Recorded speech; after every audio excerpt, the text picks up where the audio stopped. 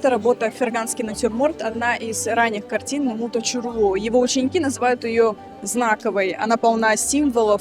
Птица в клетке – это наш народ в изгнании. Эта работа представлена в Акмесджите в Крымско-Татарском музее на выставке, посвященной 80-летию Мамута Чорлу.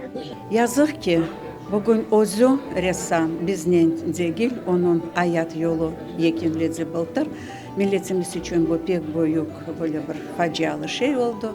Ama insan hayatta hala, insan canlı hala, kaçan onun hakkında saklana. Bunda real şeyler yok. Şu olup geçken fikirler, geçmişimiz, geleceğimiz, çeşitli düşünceler, şu fikir öyle bir kristalizatsiya şekline geçe ve beyan etsile ketende ayrı böyle bir simgelerle. Onun için her bir resimni ustanın bu tapmaca.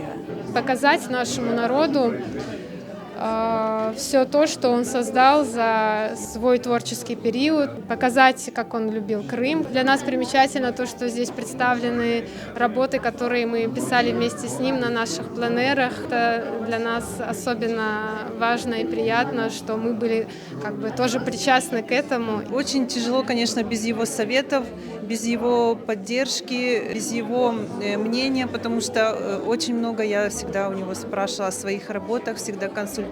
Можно сказать, что он с нуля меня обучил крымско-татарскому орнаменту.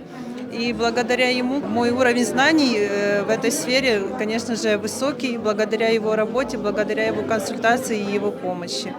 Насколько Мамдуджа мог видеть талант в человеке, раскрыть его, и человек сам себе удивлялся, на что он способен. Мамут Бей внес очень большой вклад в развитие искусства. Он был настолько увлечен своей профессией, настолько он ее любил, настолько он много давал своим ученикам, что, конечно, память о нем, я так думаю, сохранится, и его работы будут еще исследоваться. Şu sergiге mutlaq bizim milletimiz kele tursun. Şu açılışı devamında şu muzeyimizin odalarında bu sergi de olacak inşallah. Mutlaq qarasınlar. Bu ustazımız evet çoktan beri namlı insan.